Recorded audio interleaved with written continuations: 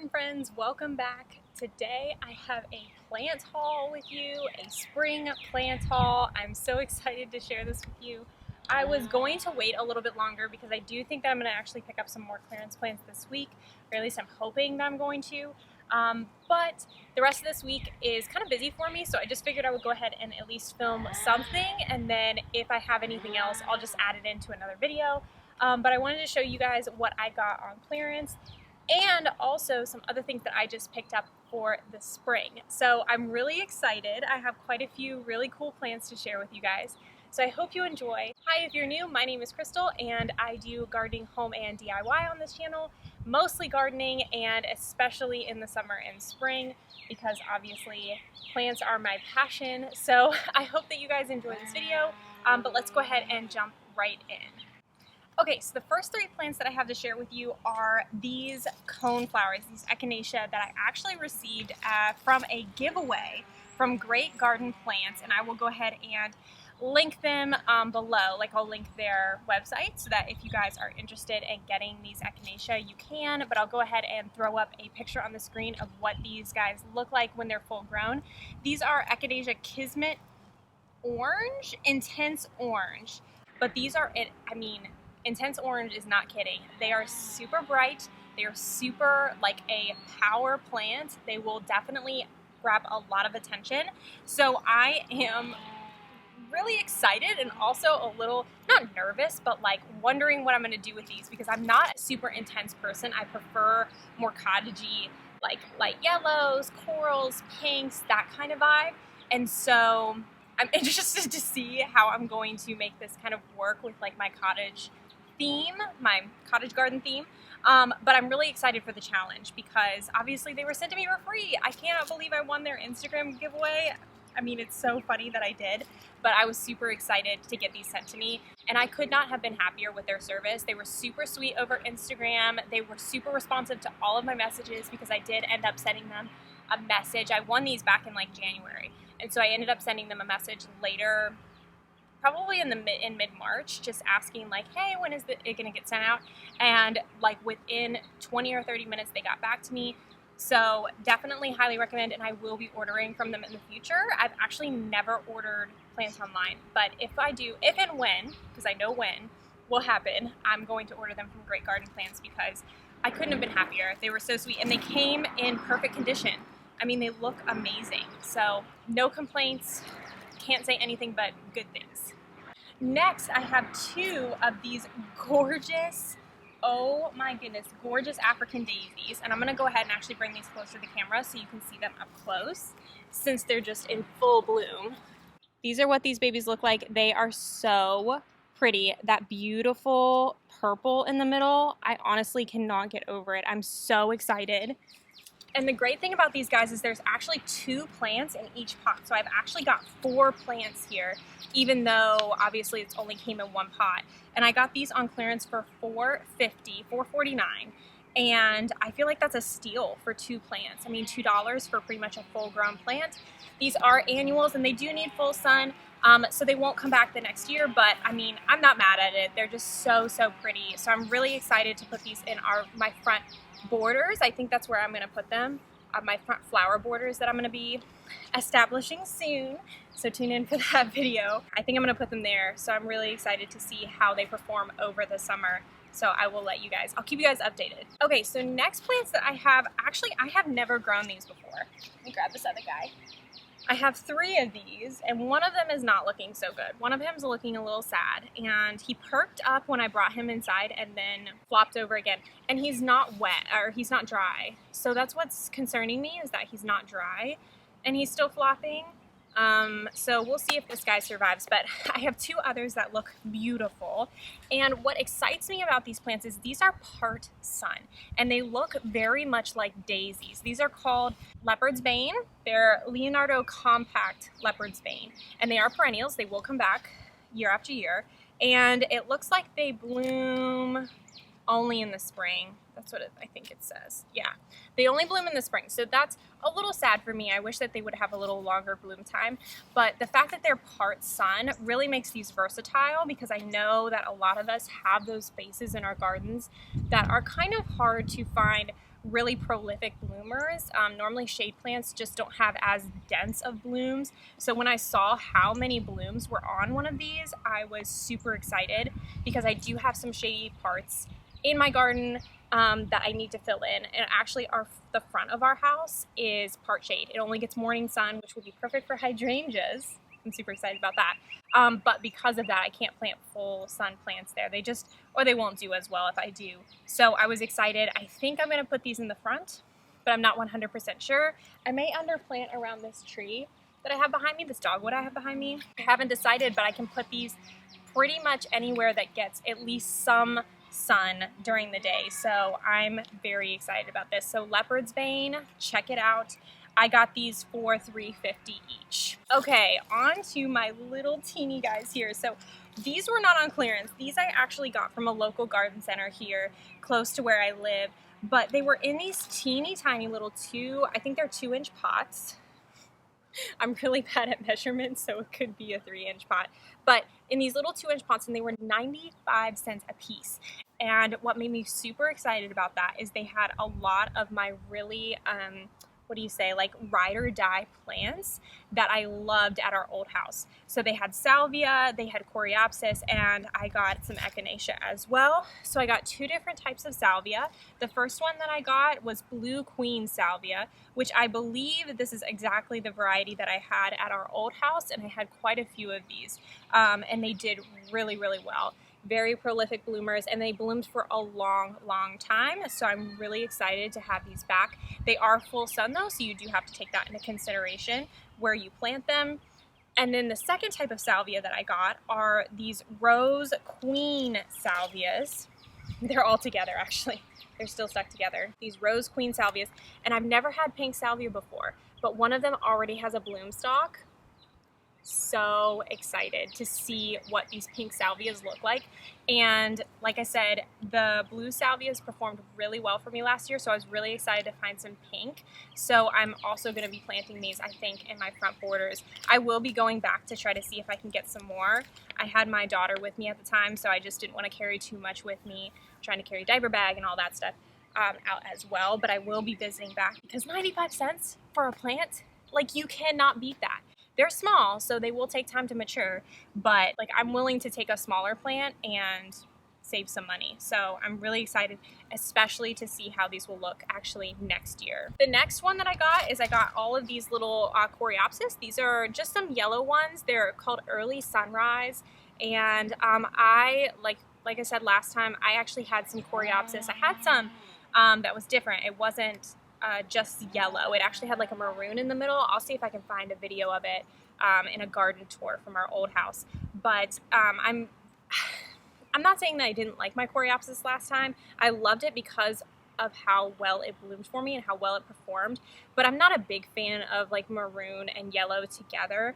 It's just not my thing. So these are just pure like sunny yellow. So I was really excited to find this because I do think that those go a little bit better with that cottage kind of theme that I'm aiming for.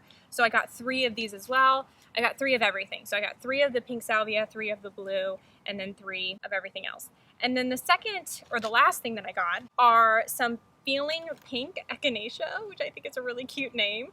And they're pretty much just some standard pink Echinaceas. They actually, it looks like they start out a little bit like a lighter ballet pink, and then they kind of deepen as they get older, and I got 3 of these as well. Like I said, I'm just a big fan of this. Honestly, in my climate, I don't even need to really water Echinacea because we just get enough water here naturally, which is a huge savings, like a money savings, and then also just time of having to water all of these things. So I'm probably going to add even quite a few more varieties of Echinacea.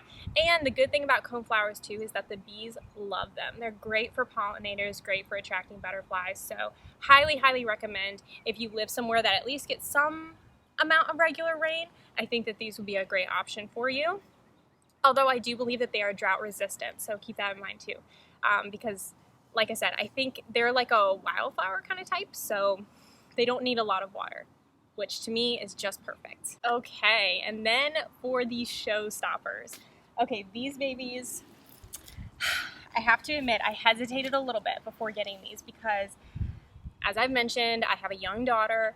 And it's just hard to find time to garden when you have a little kid. And so deadheading is not one of the things that I look for when I'm getting a plant. I look for things that are low maintenance, that oftentimes don't require a lot of water, and also don't require deadheading. So I've kind of avoided roses. I only have one in my garden right now, which is The Poet's Wife by David Austin.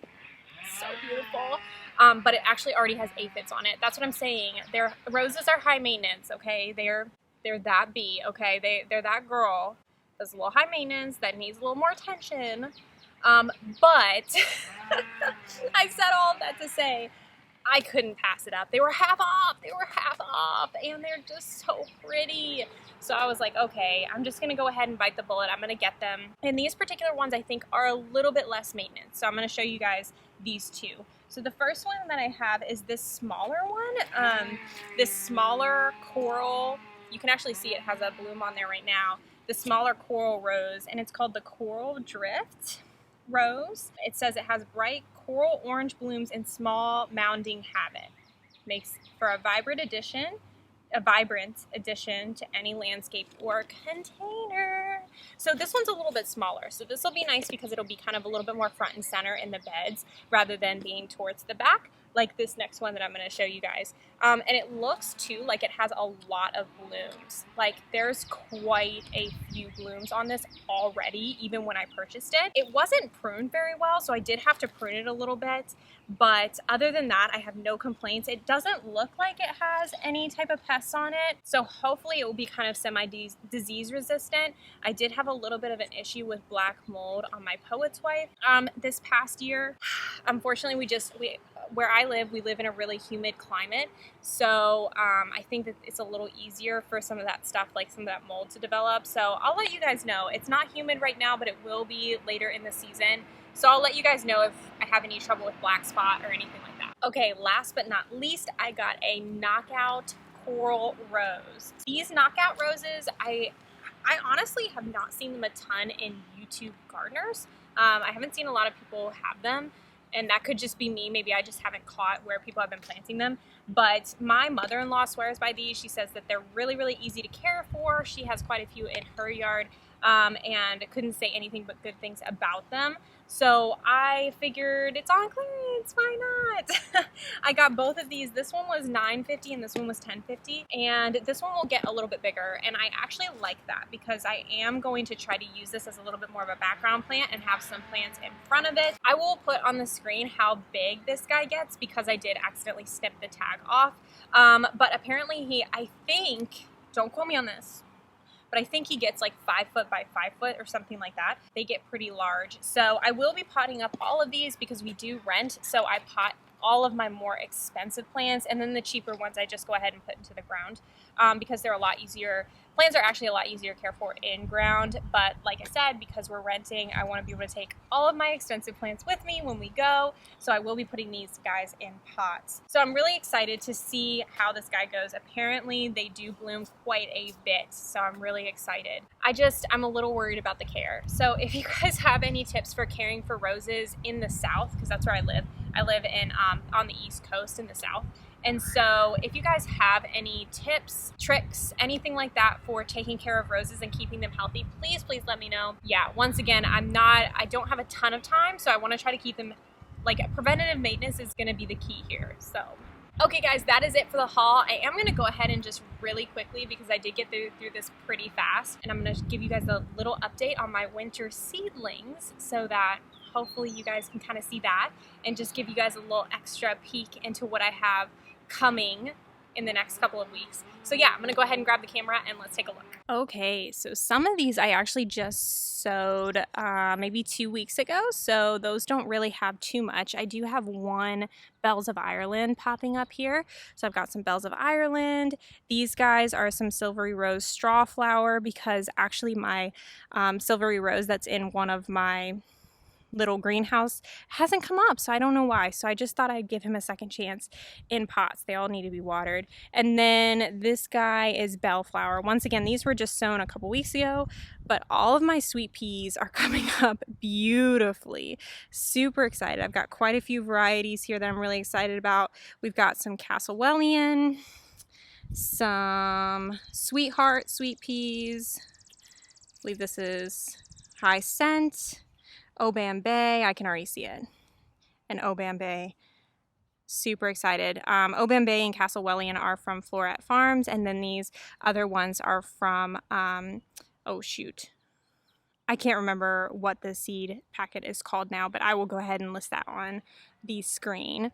And then I've got some other really good stuff popping up too. I believe these are, if I'm remembering correctly, yep, so some Snapdragons coming up.